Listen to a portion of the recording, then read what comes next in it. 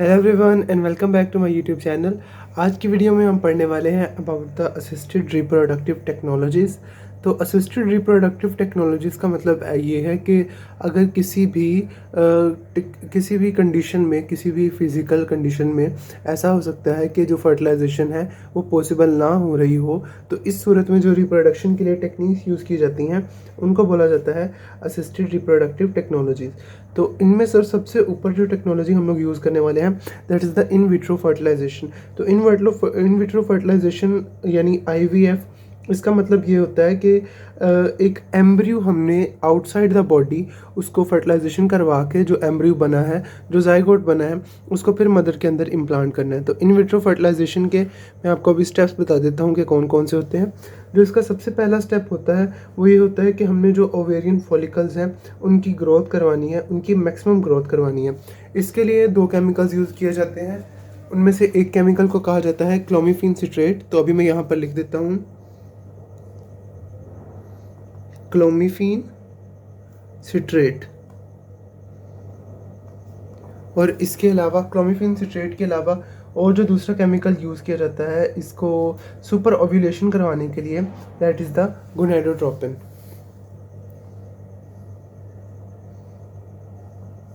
अब जो गोनेडोट्रोपिन है that is basically the hormone, क्योंकि गोनेडोट्रोपिन्स काफ़ी सारे होते हैं, फॉलिकल स्टिमुलेटिंग हार्मोन और ल्यूटिनाइजिंग हार्मोन। तो ये सारे जो हार्मोन्स हैं ये इसकी ओवर स्टिमुलेशन करवा देते हैं, ठीक है। उसके बाद जो मेच्योर ओवोसाइट बन चुके हैं उनमें से काफ़ी सारे मेच्योर ओवोसाइट को अब निकाल लिया जाएगा।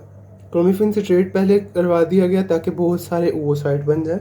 अब जो बहुत सारे मेच्योर ओवोसाइट बन गए हैं उनको एस्पिरेट कर लिया जाएगा फॉलिकल से थ्रू द लेप्रोस्कोपी।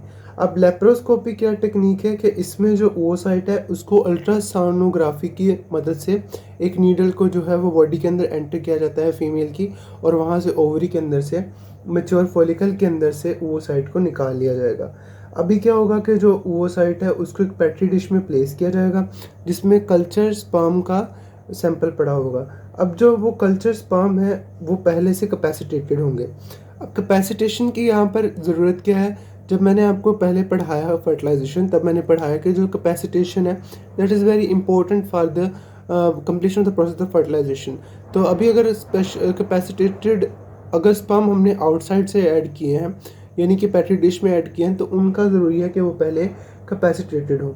उसके बाद क्या होगा कि फर्टिलाइजेशन होगी और क्लीवेज होगी 3 से 5 दिन के अंदर, यानी 3 से 5 दिन के बाद जो जाइगोट बन जाते हैं, आफ्टर 3 to 5 डेज आपने वापस जो जाइगोट बन गए हैं उनको बॉडी के अंदर दोबारा इम्प्लांट कर देना है, ठीक है। आगे क्या है कि डिपेंड करता है मदर की एज के ऊपर कि आप कितने ब्लास्टोसिस्ट को, क्योंकि 3 से 5 दिन के बाद जो कंडीशन बन जाती है दैट इज़ द ब्लास्टोसिस्ट, तो कितने ब्लास्टोसिस्ट उसकी बॉडी के अंदर इंट्रोड्यूस करवा सकते हैं, और जो बच जाएंगे उनको बाद के यूज़ के लिए रखा जा सकता है। और उनको स्टोर कैसे किया जाएगा? उनको लिक्विड नाइट्रोजन में स्टोर किया जाएगा। अब इसको वापस डालने का क्या तरीका है कि पेशेंट को सुपाइन पोजीशन में लेटाना है। सुपाइन पोजीशन में फेस अपवर्ड होना चाहिए, ठीक है, और उसको काफ़ी देर तक लेटा के रखना है फॉर सेवरल आवर्स।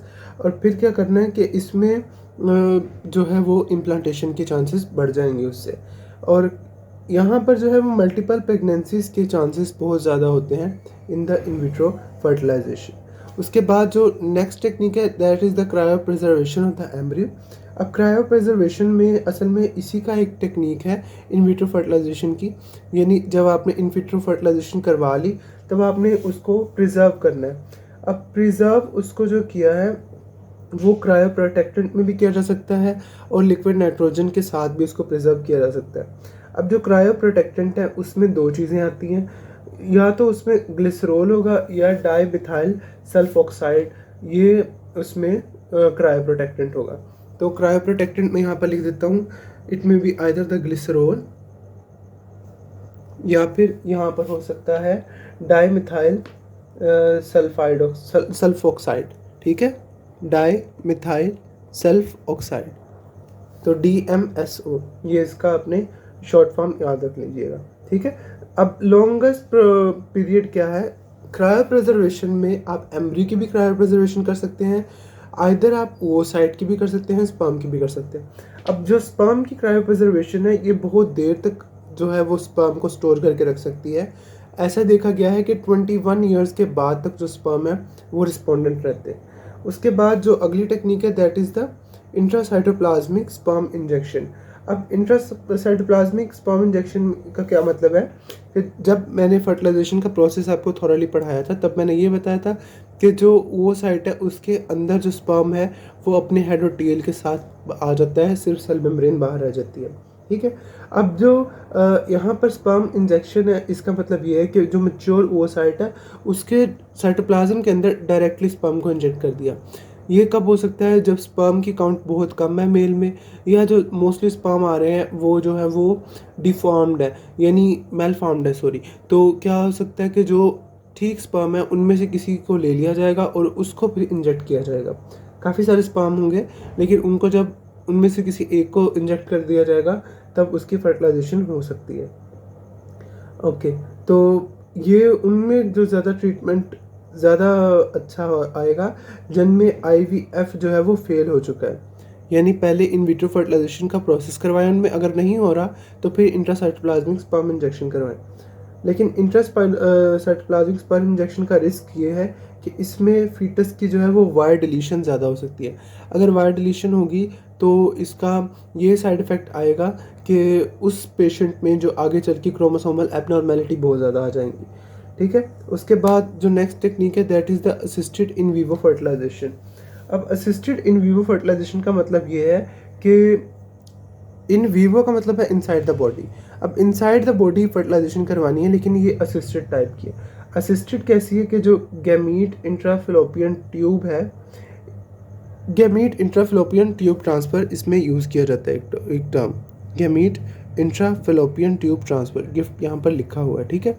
अब गिफ्ट की इम्पोर्टेंस क्या है यहाँ पे कि जो गैमीट्स हैं, फॉर एग्जांपल अगर ऑब्स्ट्रक्शन है किसी भी जगह पर फीमेल के रिप्रोडक्टिव ट्रैक में, तो वहाँ पर गैमीट्स को पहुँचा दिया जाएगा। अब वो जो गैमीट्स हैं उनका क्या होगा कि वो आगे जाकर फर्टिलाइजेशन करवा सकते हैं। क्या था कि अगर फलोपियन ट्यूब के, क्योंकि वहाँ पर हो रही है फर्टिलाइजेशन, तो अगर वहाँ पर कोई ऑब्स्ट्रक्शन है तो स्पर्म वहाँ पर पहुँच नहीं सकता था, तो वहाँ पर जो है वो फर्टिलाइजेशन पहले नहीं हो पा रही थी। लेकिन क्या किया कि जब गैमीट इंट्राफिलोपियन ट्यूब ट्रांसफ़र से उसको ट्रांसफ़र कर दिया गया है स्पर्म को फलोपियन ट्यूब में, तो वहाँ पर उसकी फर्टिलाइजेशन हो सकती है। आगे जो नेक्स्ट हमारे पास चीज़ आ जाती है that is the surrogate mother. अब सरोगेट मदर एक बहुत ही कॉमन चीज़ है आजकल, तो इसके बारे में बात कर लेते हैं। सरोगेट मदर का मतलब ये है कि ये एक ऐसी मदर है जिसके अंदर जो है वो फर्टिलाइजेशन नहीं हुई, लेकिन उसके अंदर क्या है, एम्ब्रियो को इम्प्लांट करवाया गया है। ठीक है। अब क्या होगा कि एक मदर में से मैच्योर ओवोसाइट को ले लिया जाएगा जो कि ओरिजिनल मदर है, ठीक है, वो बायोलॉजिकल मदर होगी, तो लेकिन उसके खुद के चांसेस नहीं थे प्रेग्नेंट होने के, इसलिए हमने ओवोसाइट उसमें से ले लिया। अब ऐसी वुमेन के अंदर क्या हो सकता है कि उसकी हिस्टेरेक्टमी हो सकती है, यानी उसकी यूट्रस को एक साइज कर दिया गया है, या फिर उसको कोई और कॉम्प्लिकेशन हो सकती है जिसकी वजह से वो प्रेग्नेंट नहीं हो पा रही थी।